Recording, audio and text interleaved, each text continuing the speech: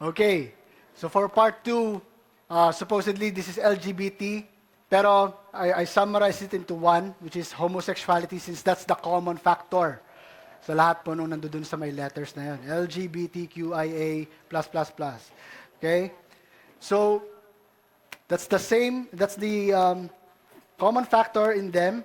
And today, we will learn kung ano talaga ang homosexuality about as defined by the Bible.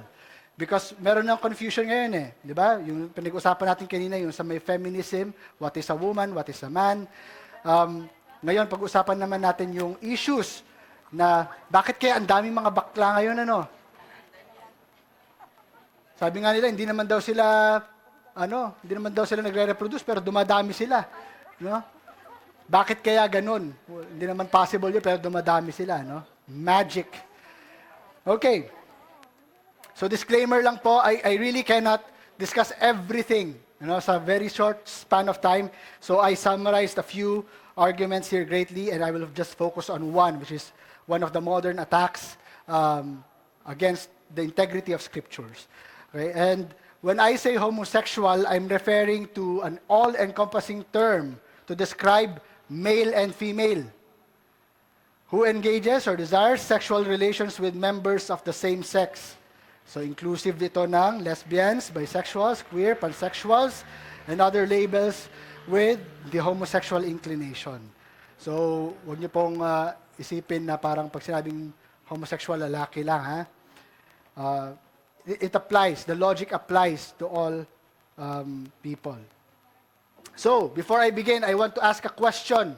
Ito, for sure, masasagot nyo to. Hindi to mahirap. What are your preferred pronouns? Sinong gusto sumagot? Si Hana. Sino? Ano? Ano yung default? Ano nga yun? Anong sa inyo?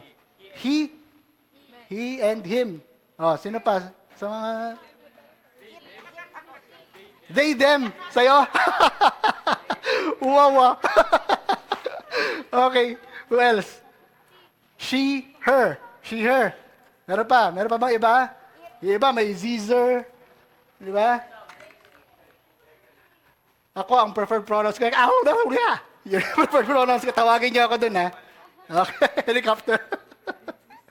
Okay, later, pag-usapan natin yan. Tama nga ba yung sagot ninyo o mali? Sumagot kayo eh. Tama ba yun? Sumagot kayo. Okay.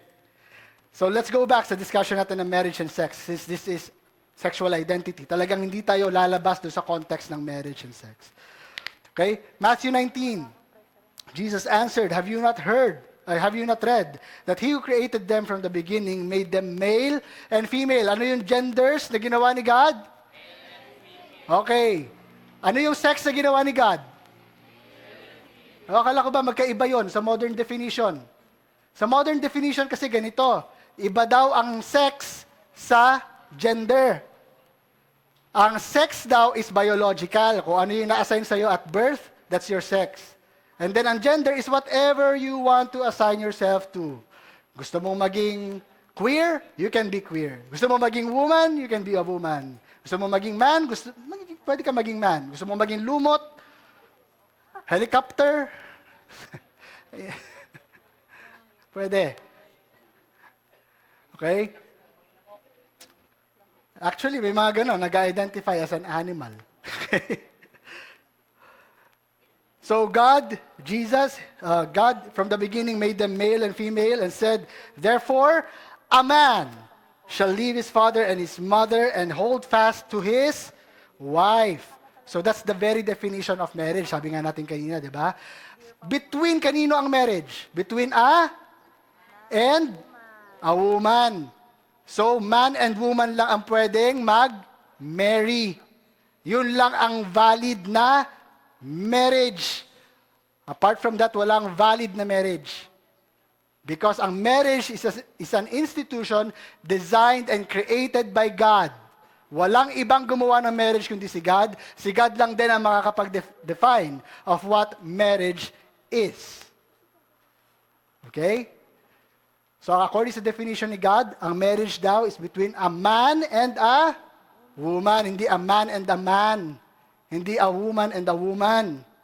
Hindi a woman and a helicopter. Di ba? and the robot. And the two shall become one flesh. Pinag-isa sila. Because again, that's the picture of Christ and His church. So they are no longer but one flesh. Whatever God has joined together, let not man separate. Okay. Let's read more passages about marriage. Hebrews 13 verse 4, let marriage be held in honor among all. And let the marriage bed be undefiled, for God will judge the sexual immoral and adulterous. Okay, ano sabi dito? Yung marriage daw, it needs to be held in honor.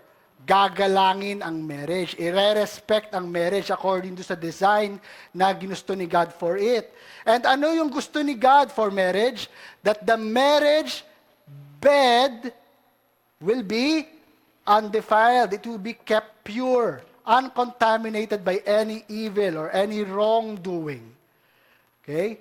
Kaya nga, mali ang makiapid. Kasi ang sabi ng Bible, the marriage bed, ang bed, or the place where intercourse is happening, basically, is to be regarded as holy unto the Lord. Sa Panginoon, ang view niya of sex is holy. Kaya matakot kayo. Hindi yan something to be practiced by anyone outside the context of marriage. It's only done within the context of marriage. Anong warning ni God? God will be happy. Judge. He will be judged. He will judge the sexually immoral and the adulterous. Masama makiapid. Sexual immorality here in other translations says fornicators. Yung nagpa-practice ng sex outside of marriage. Okay? Mali yun. That's sexually immoral.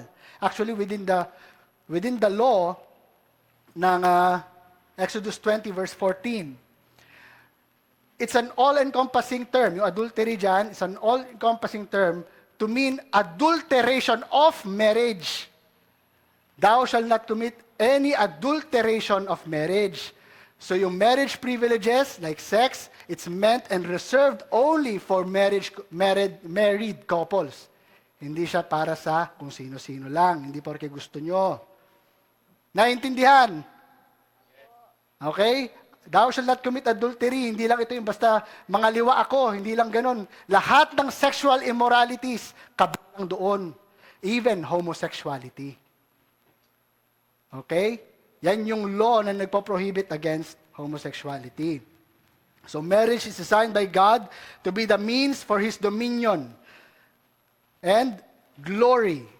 Its fruit, yung mga bata, marriage is supposedly fruitful. Di ba? Be fruitful and multiply. So marriage is designed by God to be fruitful. As they follow the same. And will lead to more dominion. Yung itong fruit ng relationship ng marriage will lead to more dominion and glory sa pamamagitan ng mga children. Marriage and the marriage bed must be held in honor and be kept undefiled, for it is about the glory of God. It is holy unto Him because it is about His glory, the image of His Christ and of His church, and the mission of Christ to bring many sons to glory. Because it's impossible to bring many sons to glory without sex and marriage. So ginagamit ng Panginoong Diyos yun para ma-bring about yung kanyang purpose, which is to bring many sons to glory. Tayo, one day, nandito kayo because of marriage and sex, hopefully. Unless tumubo kayo parang kabute. Hindi naman ganun di ba? Pero ginagamit ng Diyos yun to bring about His purpose, to bring all of us to glory. And we all know what happened to Sodom and Gomorrah. Have you read your Bibles? Okay? Anong nangyari sa Sodom and Gomorrah? Nagkaroon ng rain of fire and brimstone. Diba? Bakit daw? Trip lang? Ano po? Ano nangyari? What was their sin? Bakit dinestroy ni God ang Sodom and Gomorrah? Sexual immorality. Ano yung particular sin? Homosexuality. Kaya nga dyan na-coin yung term na sodomy. Sodomy. Okay? Sodomy means the sin of Sodom. Literal translation, sodomy means sin of Sodom. So pag-aralan ninyo yung sin ng Sodom, ano ba yung sin ng Sodom? Ganito yung nangyari. De-destroy na ni God. Nag-pronounce siya ng judgment sa Sodom and Gomorrah. Nagpadala siya ng 2 angels. Ngayon, isi-save ni God si Lot and yung family niya. So they went, yung 2 angels, they went to Lot sa Sodom and Gomorrah. Pagdating doon, yung lalaki ng Sodom, mga lalaki ng Sodom, hindi lang po itong mga matatandang lalaki. Sabi doon, both old and young. Plan nilang i-gang rape yung 2 angels. Of course, they're masculine sa kanilang form. Mga lalaki sila. Right? And then, sabi ni Lot sa kanila, wag na lang po sila, ito na lang pong mga anak kong babae. Para lang hindi magalaw yung mga angels, yung mga anak ko na lang na babae. Pero hindi, ayaw nila, gusto nila yung angels. Plan nilang i-gang rape itong mga angels na ito. And so, the angels struck them with blindness para makaalis sila. And because of that, that is the sin of Sodom. That's sodomy. Okay, hindi lang yung gang rape, but yung mismong act of homosexuality, yung attraction, yung desire for homosexual relationship, that is sodomy. Okay? And God destroyed them because of that. Because God hates this sin so much. Ang tawag nga ng Diyos dito is abomination eh. Abomination. Great evil. It's a detestable thing. Sobrang sama. Yun ang tingin ng Diyos dito. Ano? And so with other sins. Hindi lang po homosexuality ang abominable, ha? Kasi ganito, ano? We have to be fair. Within the Christian community, meron ding mali kasing treatment eh. May maling view din. Na parang pag homosexuality, kakaibang sin yan, talagang bawal yan sa loob ng church namin. No, not really. Bawal yung mga yan na ma-welcome. No, we all need Christ. Even yung drunkard, yung sexual immoral na fornicator, how come we don't treat them the same way as the homosexual? Diba? Kung nasa loob sila ng church, pinandidirihan yung homosexual, di ba dapat mandiri rin kayo doon sa sexually immoral? Kung fair ang judgments ninyo? Di ba? Pero hindi. Okay lang sa inyo ang fornicator, pero masama yung homosexuality. May imbalance eh. Di ba? You have to view it in the eyes of God. All sin is wrong. Di ba? And all these things are an abomination to Him. Yung mga sasabihin niya mamaya sa 1 Corinthians 6. Okay? It's a great evil. So here are the common arguments that they present to defend homosexuality. Ito, na-mention to kanina. Gender daw is fluid. It's a spectrum. Hindi daw ito biologically assigned to you, but you choose it. Malaya kang piliin kung ano ang gender mo. It's not binary. Hindi lang ito male or female. It is anything you want to be. Like a helicopter. Sabi ni Gab kanina. Okay? So sex and gender, ito sex and gender, wala namang confusion dyan ever since eh. Ever since interchangeably nagagamit yan to mean the same thing. Okay? Until no mid-1900s, 1950s, 60s, dun pa lang na naging different ang sex sa gender daw. Okay, sex and gender should be based on the reproductive functions of an individual as appointed to them by God, male or female. Wala naman kasi talagang confusion dun eh. How do you define a man? How do you define a woman? How do you define a female, a male? How do you find a boy or a girl? It's the same question. Diba? But they try to confuse you na parang ang sex is just the biological thing and then yung gender is something fluid. It's not. Again, who created your gender? God. Who defines genders? God. Simple. Diba? Man, woman. Kasi yun ang define ni God. Sabi nila, I'm created this way. I was born this way. Diba? Lady Gaga. Okay. God reveals that He only made man and woman. So you're not made gay. Walang ginawa si God na gay. God only made man and woman. In fact, sa sobrang pagmimin ni God na wala siyang ginawang gay, He calls it an abomination. Okay? There's no such thing as a gay gene. Even with the current advancements in science, wala tayong makikitang any proof of a gay gene. Biologically, men and women are different. Napag-usapan na natin to kanina. Women can give birth. Meron silang ari ng babae. Ang lalaki, meron silang ari ng lalaki. They can produce milk, they can produce children, they can bear children. They function differently, they grow differently. Even sa structure ng kanilang bones, magkaiba. Ang bone density ng lalaki is higher. Mas malaki ang bones ng lalaki compared to women. Kaya nga yung mga archaeologists, kung halimbawa gay ka today, eventually, pag hinahukay yung buto mo, lalaki to.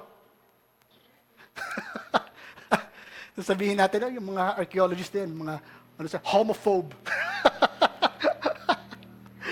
But in fact, hindi na nila alam yun eh.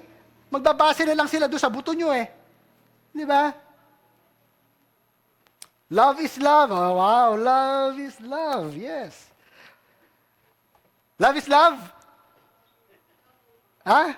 If love is love, then water is water. Nalagay ko dyan. If water is water, then yung toilet water is the same as drinkable water. Love is love pala eh. Di ba? Logic lang yon. Di ba? If love is love, then, who defines love? I-define first, ano muna ang love? Saan natin kinukuha yung concept ng love? The Bible declares, God is love. God is the very person of love. How do we understand love? Understand God. No God, no reality. Sabi nga natin kanina. Either we base our love from the character of God or abandon its meaning altogether. And love is best expressed through obedience to the law of God. And kung love is love, then dapat tama ang pedophilia. Kasi it's just an expression of love. Love ko naman yung bata eh. Diba? Then dapat tama lang yon. Tama lang din dapat ang bestiality. Pwede ako magmahal ng puno o ng hayop dyan. Diba? Dapat justified din yung necrophilia. Alam niyo yung necrophilia? Sa patay. Magmahal ng patay na bangkay. Oh. Kadiri, it's dirty. It's an abominable act. Jesus did not speak about homosexuality. He did. He did. Binasa lang natin kanina, Matthew 19. He quoted the Genesis account on the first marriage, di ba? It's between man and woman. Ano yung gender sa created God?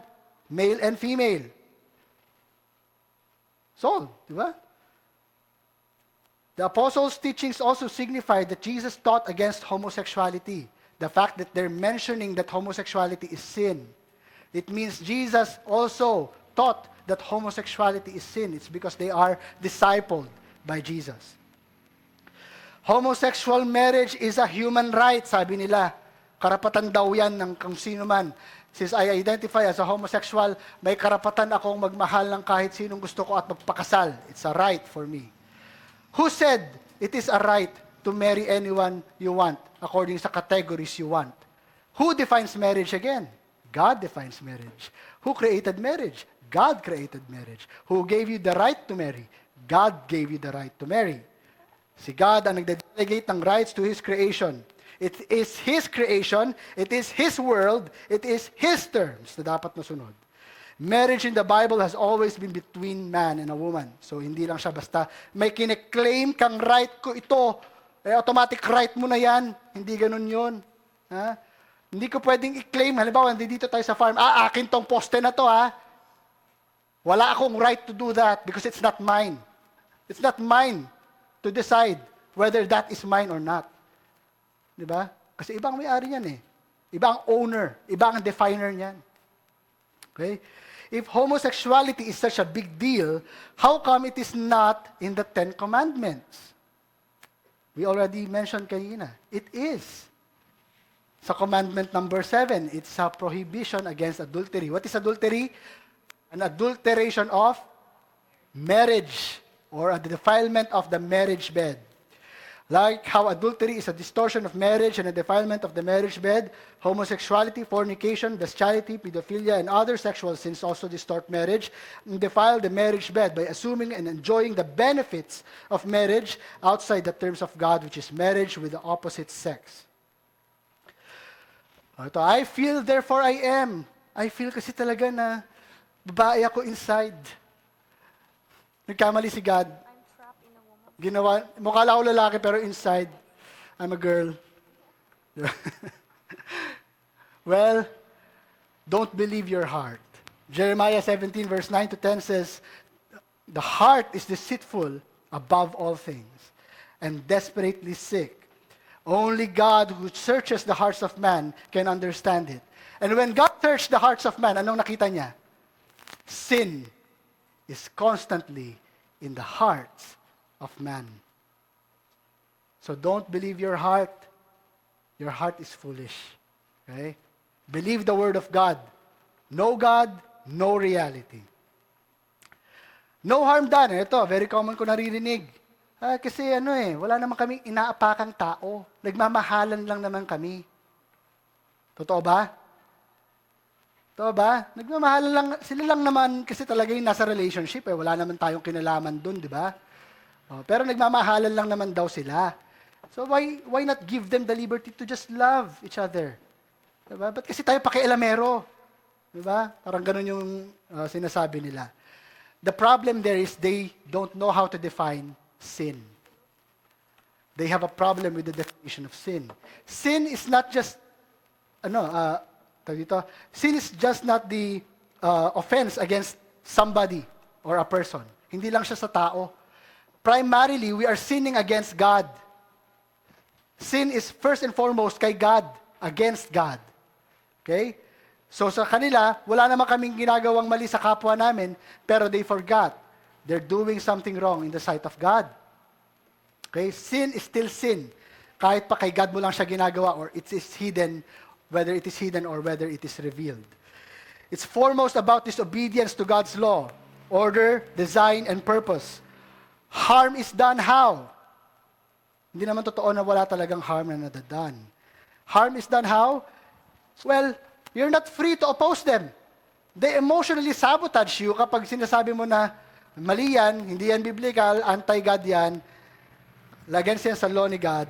Sasabihin nila, you're a bigot and your religion is hateful. It is wicked. Nasubukan niyo na bang masagot ng ganon?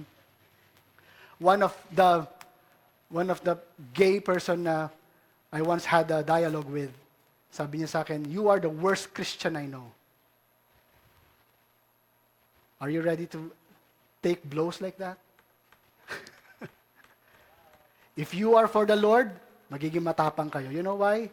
Because we already know we are sinners. There's no brand new na news doon. I know I'm the worst Christian. I know I'm the worst Christian. Kung ako lang sa sarili kong measure, I'm the worst Christian I know. Walang bago doon sa sinabi niya. Pero kung hindi kayo ready to understand that, you see yourself as someone righteous, sakit naman ang sinabi mo. That shows na kulang ang understanding niyo about your sinfulness. Kung ganun man. Marriage is denied its fruits sa ganitong marital relationship.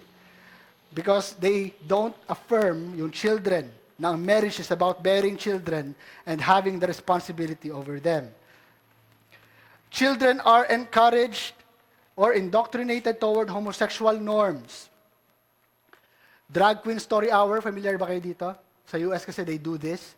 They have the Drag Queen Story Hour, mga drag queens naka-cross-dress, pupunta sa mga nurseries, magbabasa sila ng book about gay stories. To children, mind you. Younger than you are. Kids, like my daughter, ganun kaliliit. Tuturuan nila about homosexuality. They're exposing children na manormalize yung cross-dressing. TV pa nga lang, di ba? Sila vice ganda. Yun na ang definition ngayon ng bakla, mukha na sa babae. Tapos yung mga babae, nagtutunog bakla. To be honest with you, kayo, familiar kayo dito, mga babae, ang linggo ninyo, linggo ng bakla. Ano ibig sabihin? Etchos lang. Oh, do you use that? Charot. Charot? Do you use that? That's gay lingo. Women, be women. Huwag kayong magtunog bakla. Hindi kayo bakla eh. Di ba? Magtunog babae kayo. Paano yung tunog ng babae? Pagsalita kayo ng normal, kasi babae naman kayo eh. At yung normal ninyong speech, that's you being a woman. Okay? Hindi nyo kailangan gayahin yung lengguwahe ng mundo. The fact that you're copying it, it means na indoctrinate kayo, that this is all good. It's not good. Lewd speech, yung vulgar na speech, nudity, alam niyo sa mga pride marches, halos, ay nako. And ayoko kasi magpakita ng mga pictures kasi it's disgusting. No? Grabe. Halos nakahubad na yung mga lalaki. Lalaki yun ha. Tapos along with them are kids na nagmamarch for gay rights. And aside from that, very open sila sa mockery of the Christian God. One of the mysteries that I have observed here is, why only the Christian God? Ba't kaya lagi si Christ yung hate nila? Samantalang even the God of the Muslims, ayaw din ng gays eh. Ayaw din ng homosexual eh. Pero ayaw nilang i-attack yung mga Muslim kasi papatayin sila ng mga Muslim eh. So they attack the Christian God. Kasi yung mga Christians are harmless. See? Matatapang sila pag yung Christian God kasi hindi sila papatayin. Pero yung Muslim God, duwag na duwag sila. Aside from that, harm is done in homosexual relationships because in them are commonly the spread of AIDS, high depression rates, high suicide rates, high divorce rates. Let's look at this. An estimated 1.2 million people had HIV and 739,000 being gay and bisexual men. So ganun kalaki, okay? Yung rate nung may HIV sa gay community. Among gays or lesbian youth, 37% seriously considered suicide. Mataas din ang suicide rates sa kanila. And 19% attempted suicide. Youth ito ha. How much more yung mga matatanda pa. Youth pa lang ito. Studies suggest that a significant percentage of LGBTQ individuals experience depression, with rates sometimes being 1.5 to 2.5 times higher than those of the heterosexual individuals. Mas malaki ang chances that they would get depressed. A study by the National Institutes of Health found that by the time children were 5, 31.5% of same-sex couples had broken up. And by the time they are 10, 41% had ended their union. Maraming marriages na same-sex ang nauuwi sa wala. Because why? Incompatible kasi yan sa design ni God. Incompatible yung mga yan. To find fulfillment and joy, you have to look for it kay God. To find love, you look for it kay God. To find peace, you look for it kay God. To find rest, you look for it kay God. Sa kanila kasi, they deny God, they suppress the truth and unrighteousness according sa Romans 1. And so their rejection of God brings about confusion. And so they nurture anxiety sa mga sarili nila. The world cannot accept me, my family hates me. The world is against me because they oppose my identity, etc., etc. But in fact, they're just denying the truth because they love their sin. Hindi naman sana sila mauuwi sa depression and anxiety and others kung tatanggapin nila yung actual function and use ng bodies nila according sa design ng Diyos. Leviticus 18 verse 22. We are going to the part na they're attacking scriptures. Ano? Kasi they say na itong mga passages na to are not about homosexuality. It's about pedophilia daw. Okay? Pedophilia daw ang tinatarget dyan, hindi daw homosexuality. But let's see. Leviticus 18 verse 22. You are not to have sexual relations with a male as you would with a woman. Sexual relations with a male as you would with a woman. Kung paano ka nakikipagtalik sa babae, wag mo daw yun gagawin sa kapwa mo lalaki or sa same sex. Okay? Inulit yan dito, Leviticus 20 verse 13. If a man has sexual relations with another male as he would with a woman, both have committed a repulsive or abominable act. They are certainly to be put to death, worthy of death. Itong sin na ito kay God. Because it's an abomination to Him. So ano yung sinasabing sexual relations dyan? Okay? It's, kung titingnan niyo yung Hebrew, na text ng Bible ninyo at titingnan niyo yung interlinear niya with English, ang literal translation niya is, man lying in bed with another man. So, man lying in bed with another man, as you would with a woman. Okay? So, marriage, pinag-usapan natin kanina, bed, lying in bed, di ba? So, it's a defilement of the marriage bed. So, man lying in bed with another man as with a woman.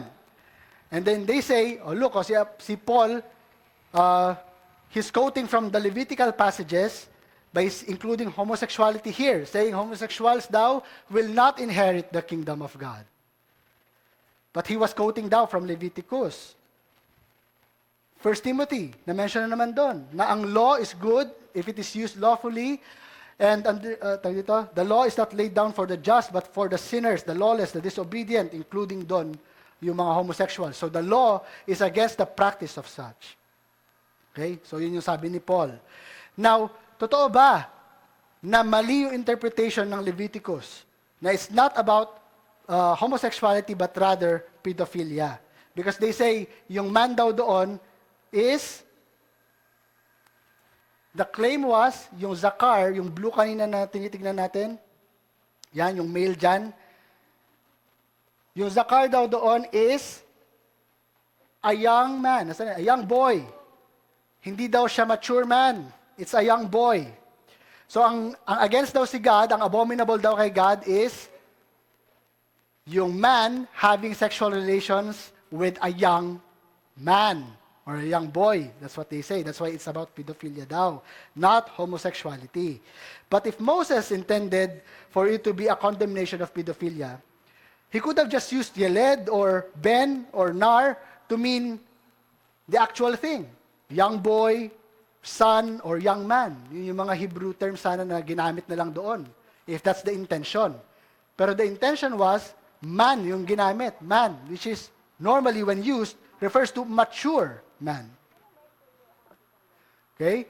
So, nung time kasi na sinusulat ang New Testament, what they have is the Greek Septuagint. The Greek Septuagint is yung Greek translation ng Hebrew text. Kasi ang Old Testament is written in Hebrew. So from Hebrew, translate siya into Greek, at yun yung modern day Bible nila nung time. Okay, that's the Greek Septuagint. Tignan natin kung paano siya na-translate sa Greek Septuagint, ha? Ayan, nakalagay dyan, arsenos koiten. 2 words, arsenos koiten. Yun yung description ng man lying in bed with another man. Arsenos koiten. And then, sa Leviticus yon. Sa may 1 Corinthians 6 verse 9, naging isang word na lang siya. Arsenokoitai. Pakitanggal ito, please. May nagpop up.